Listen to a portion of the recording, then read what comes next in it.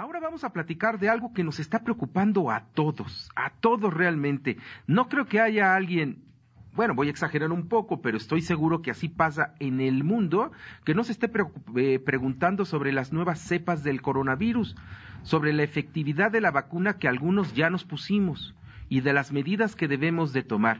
¿Y quién mejor? Y le agradezco muchísimo que tome la llamada de la segunda emisión de Informativo NTR a la doctora Lorian Jiménez. Ella es doctora en Ciencias Médicas y es, puedo asegurarlo así, la persona que más ha estudiado el coronavirus en los últimos tiempos.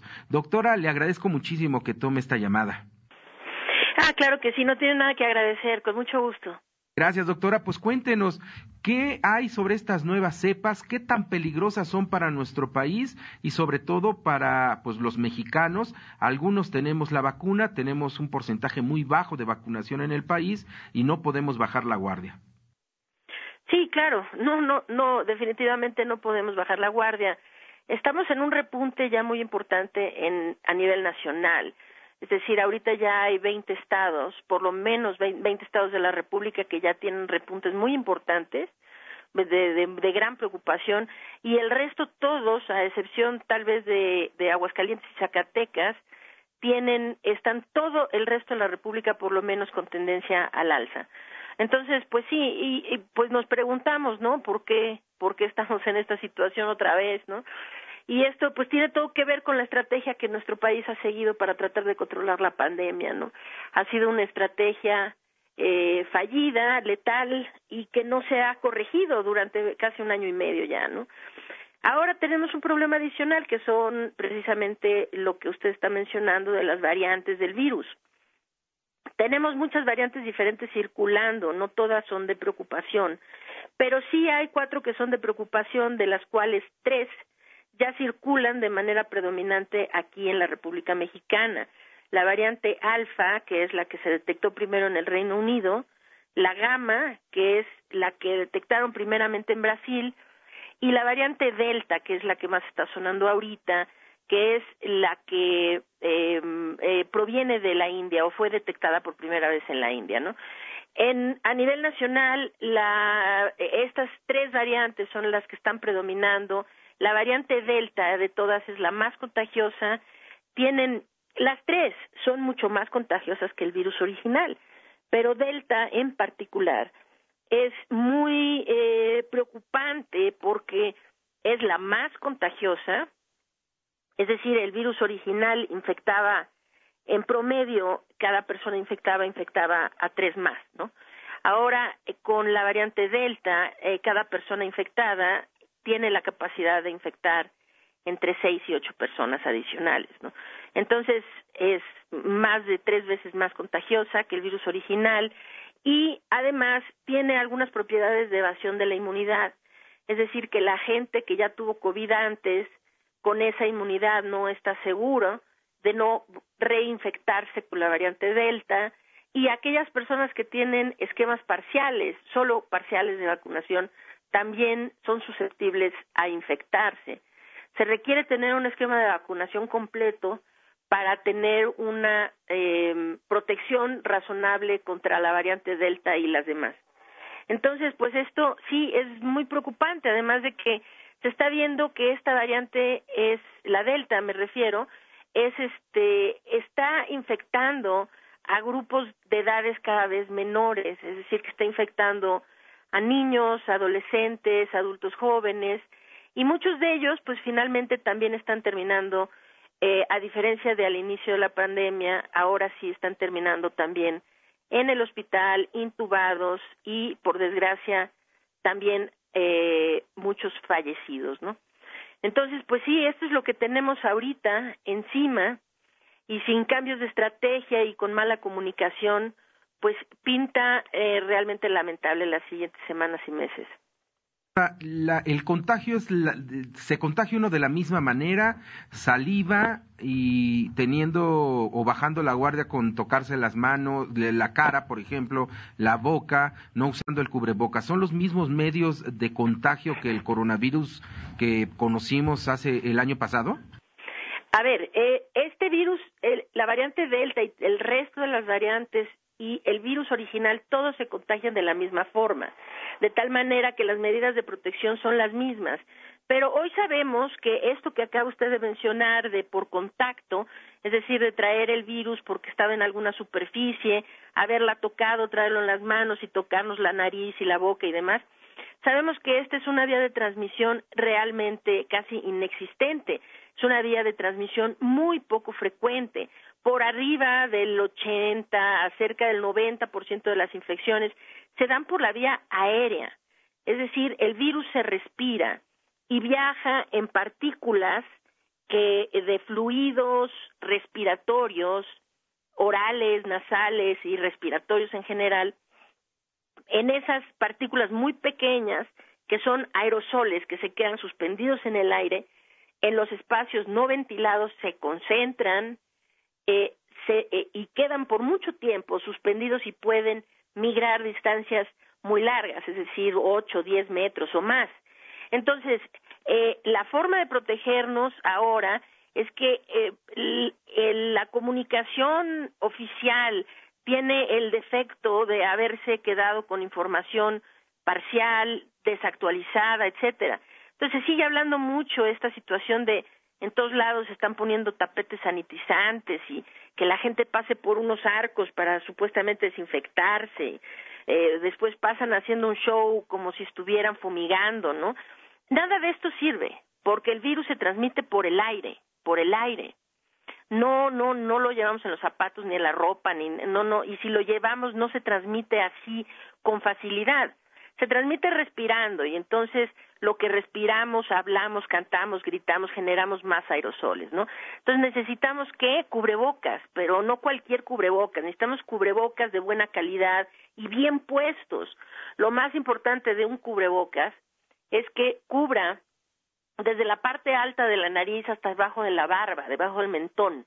Eso es importante y muy importante. Lo más importante quizá es que esté muy bien ajustado al rostro, bien ajustado a la cara, que no salga lo que exhalamos por los lados del cubrebocas, por arriba, por abajo, por los lados, y que lo que inhalamos todo pase primero por el cubrebocas, de tal manera que no haya fugas a los lados y en otras partes.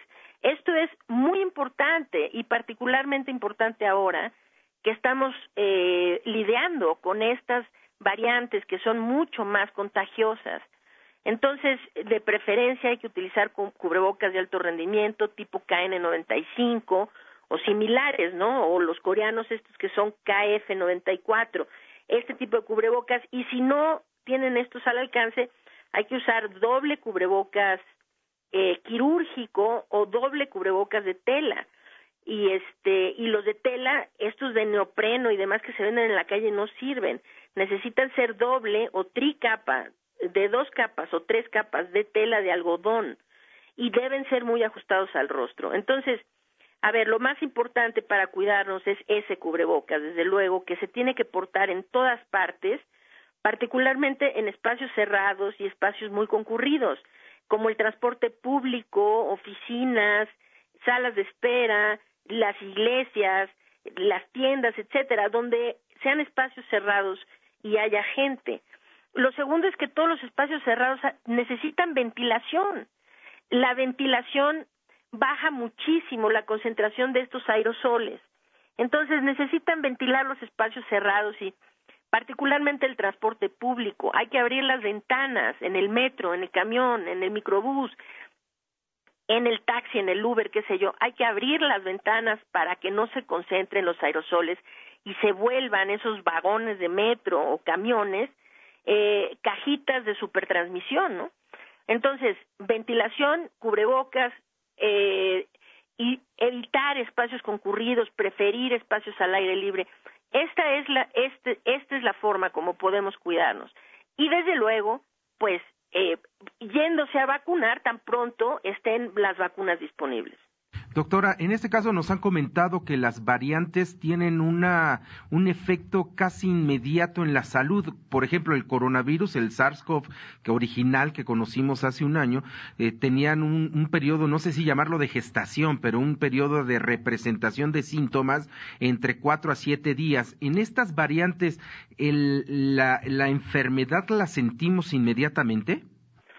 No es inmediatamente, pero necesitamos más información científica para tener la certeza de esto. Se está intuyendo o por algunos recuentos que hasta la fecha son solamente anecdóticos, pero cuando tengamos más información podremos decirlo con certeza. Lo que parece que está ocurriendo es que se presentan síntomas severos antes de lo que se estaban presentando, queriendo decir que también se podrán hacer pruebas antes de lo que se estaban sugiriendo anteriormente. Anteriormente se decía había que esperar 5 días después de un contacto de riesgo para acceder a una prueba PCR o a una prueba de antígeno. Ahora parece que con la variante Delta en particular, los síntomas ocurren antes, ocurren muy pronto, es decir, después del contacto de riesgo o el contagio, tal vez a los 2 o 3 días, hay gente que ya está presentando síntomas bastante graves. Lo otro es que también hay reportes de que posiblemente las cargas virales más altas que produce la variante Delta podrían perdurar durante más tiempo. Entonces antes se estaba sugiriendo el aislamiento de 10 a 14 días, algo por el estilo, y quizá con estas variantes vaya a tener que ser más largo ese tiempo de confinamiento, pero de aislamiento, no durante la enfermedad de la convalecencia. Pero necesitamos esperar a que haya más estudios y tengamos la certeza de esto. Por lo pronto la recomendación es esta: si usted tuvo un contacto de riesgo, es decir, estuvo en contacto cercano con una persona que está confirmada COVID-19, necesita irse a hacer una prueba, ya sea una prueba PCR o una prueba de antígeno. Y la recomendación sigue siendo la misma, necesita esperar 5 días, pero la recomendación completa es esto: espere 5 días a partir del contacto de riesgo o al momento de que se presentan síntomas. Esta siempre ha sido la recomendación desde el principio y sigue siendo la misma ahora. 5 días después del contacto o al momento de la aparición de síntomas, lo que ocurra primero. Doctora, ¿la vacuna sí nos protege? ¿Sí es por lo menos una herramienta de protección contra estas nuevas cepas? Sí, desde luego. Las vacunas hay vacunas que protegen, todas las vacunas, mejor le empiezo así, todas las vacunas están mostrando muy buena efectividad y también están demostrando ser muy seguras. Todas las vacunas están protegiendo con alta eficacia contra padecer la enfermedad de forma grave, contra la hospitalización y contra la muerte. Queriendo decir que ahorita, por ejemplo, en sitios como Estados Unidos, ahorita están en un repunte también ellos y están reportando que cerca del 98% de las hospitalizaciones y las intubaciones son en pacientes no vacunados. Queriendo decir que sí, pues las vacunas están protegiendo por arriba del 90% de las veces contra padecer la enfermedad de forma grave, contra ser hospitalizados y contra morir. Ahora, lo que sí es que estas vacunas no necesariamente protegen del contagio e incluso de padecer la enfermedad de forma leve. Entonces, con este punto hay que tener muchísimo cuidado porque las personas vacunadas, si bien, repito, tienen una muy alta protección contra morir o ser hospitalizados y tener la enfermedad grave, no necesariamente están protegidos de infectarse. Es decir, usted vacunado puede ser portador del virus y ya sea no padecer la enfermedad sintomáticamente, no tener síntomas, ser un portador asintomático o bien padecerla de forma muy leve, Pero durante ese periodo, usted vacunado, que durante el periodo que usted está infectado, también transmite la enfermedad a los demás. De ahí que es tan importante que toda la gente utilice el cubrebocas, tanto los vacunados como los no vacunados, para disminuir desde luego los contagios. Las vacunas están teniendo muy buena eficacia para salvar vidas, sin duda, pero hay que entender cuáles son sus limitaciones también. Nos preguntan aquí en las redes sociales de la segunda emisión de Informativo NTR, ¿qué pasa con la saliva como factor de contagio en el trabajo odontológico? Las personas que van a los dentistas, por ejemplo, ¿es un riesgo para el propio dentista y para el paciente? Sí, sin duda. Bueno, a ver, es que hay profesiones que tienen un riesgo ocupacional mucho más alto que otras, ¿no? Por ejemplo, los anestesiólogos o los que hacen los médicos que hacen intubaciones, por ejemplo, están en un riesgo altísimo de contagio. Dentro del grupo de mayor riesgo de contagio están los dentistas, los cirujanos dentistas. La razón es porque el dentista trabaja a menos de 1 metro de distancia de una boca abierta, ¿no? Y en su trabajo, en su quehacer habitual, genera muchos aerosoles.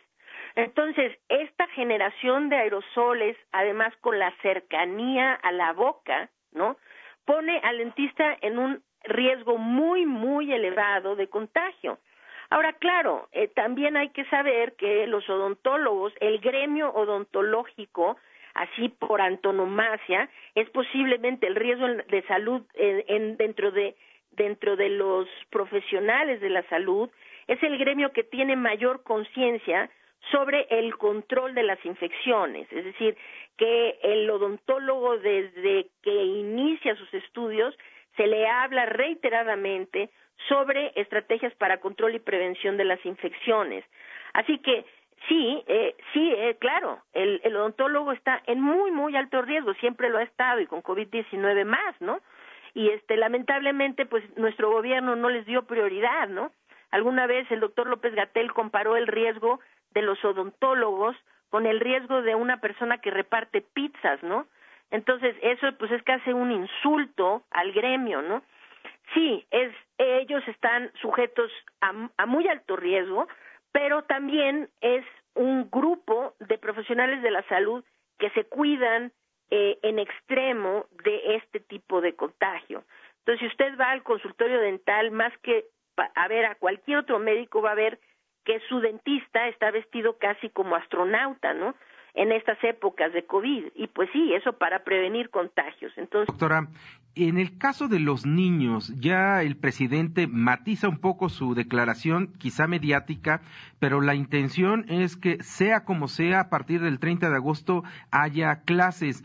También nos preguntan en redes sociales de NTR si los niños van a estar de alguna manera protegidos al ir a la escuela sin vacunas, porque no hay vacunas todavía para niños. Bueno, a ver, hay vacunas, ahorita ya se puede vacunar a toda la población de 12 años y más. Entonces, de 12 años y más ya se puede tener la protección si se ponen las pilas nuestras autoridades para vacunarlos, ¿no? Entonces es una. Ahora, ¿qué pasa con los de 11 años y menos? Eso sí no se pueden todavía vacunar. Tenemos varias cosas aquí. Indiscutiblemente, pues sí, es importantísimo que los jóvenes, los niños, regresen a la escuela, ¿no? No, es increíble que ya hayan perdido prácticamente 2 ciclos escolares, con clases a distancia, algunos otros sin clases de ningún tipo y qué sé yo, ¿no? Sí, es urgente que se regrese a clases, pero no poniendo en riesgo la vida ni de los niños y del resto de la gente que trabaja en la escuela, ¿no?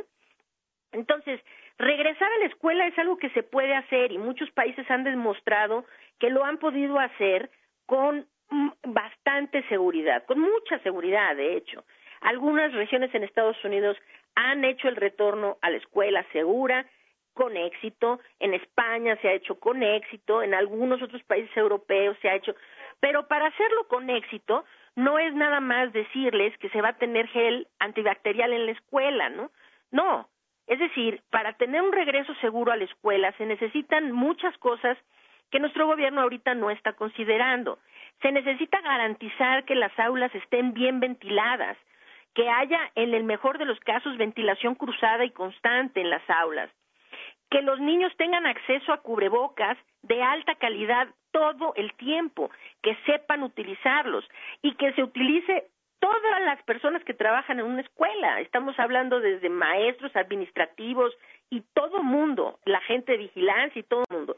Entonces, cubrebocas de buena calidad para toda la escuela, todo mundo, todo el tiempo y bien puestos, ventilación de todos los espacios cerrados, las aulas en particular, que la escuela sepa que entre más actividades pueda hacer al aire libre es mejor, que se tenga algún tipo de vigilancia de la calidad del aire dentro de las aulas. Esto se puede hacer con medidores o monitores de CO2. Se puede estimar qué tanto riesgo o no hay dentro de un espacio cerrado de acuerdo con las mediciones de CO2. Se necesita hacer todo esto para poder entrar a la escuela de forma segura.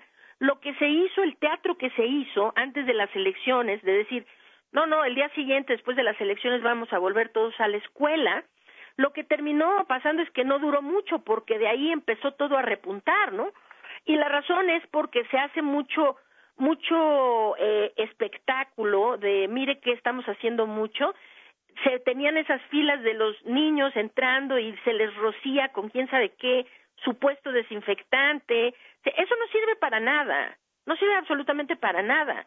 Es decir, se puede tener un regreso seguro, pero necesitamos hablar de las acciones concretas que se necesitan tomar para ese regreso seguro.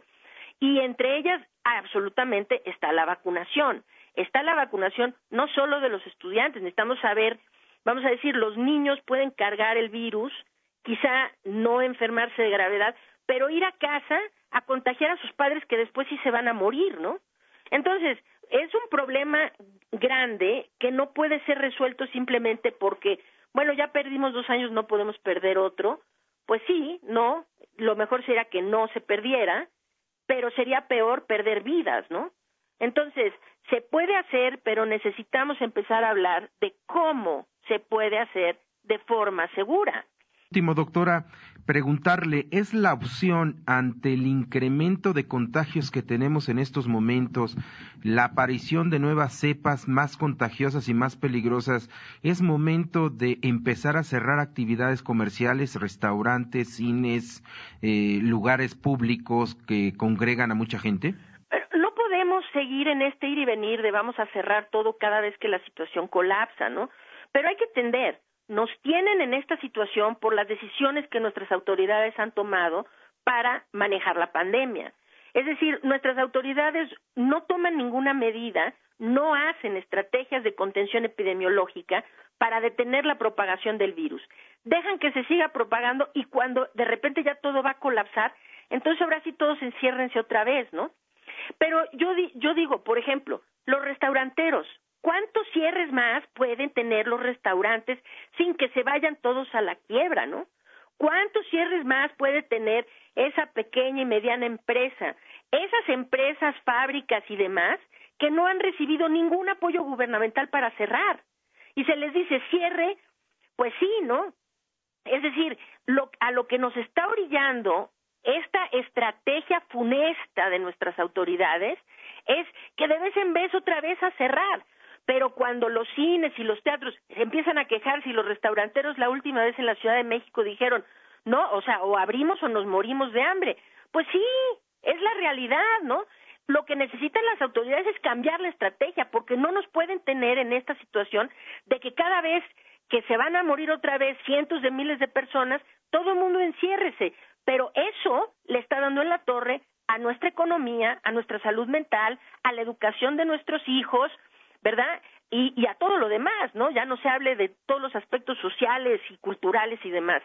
Entonces, la pregunta que me está haciendo, pues es muy difícil, o sea, la respuesta es, si no se va a hacer otra cosa y la gente se sigue infectando, pues sí, no queda otra más que cerrar, no queda otra. O bueno, al menos que pretendan dejar morir otra vez a centenas de miles de personas, ¿no? Entonces, no va a quedar otra más que cerrar, pero a sabiendas de que sí hay alternativa, podríamos no cerrar si el gobierno estuviera haciendo las acciones adecuadas para permitirnos seguir llevando a cabo nuestras actividades humanas. Muy bien, doctora, pues híjole, al escucharlas nos salen, y creo que al auditorio también, 100,000 preguntas sobre algo que no conocemos, que estamos, inclusive la ciencia está muy limitada, no se conoce el virus, pero ha sido muy aleccionador hablar con usted, doctora, y le agradecemos muchísimo. La vamos a estar molestando para los siguientes días, las siguientes semanas, porque es muy importante que una autoridad como usted nos pueda explicar y sobre todo dar una consulta a través de la emisión de NTR. Le agradecemos muchísimo, doctora, esta plática con nosotros. No, no tiene nada que agradecer, al contrario, con mucho gusto. Saludos a toda su audiencia y cuídense todos mucho, por favor. Se está poniendo difícil la situación. Sí, fue la doctora Lori Ann Jiménez, ella es doctora en ciencias médicas y también es la directora del Laboratorio de Genética Molecular de nuestra máxima casa de estudios de la Universidad Nacional Autónoma de México. Nos alargamos con esta entrevista, creo que fue muy útil tenerla, escucharla. Yo resumo en una sola frase: use su cubrebocas y mantenga la sana distancia. Creo que ese es el resumen para protegerse de algo que no sabemos qué es aún. Lo que sí estamos seguros es que nos enferma y nos mata. Y mata a quienes más queremos. Vamos a un corte y regresamos con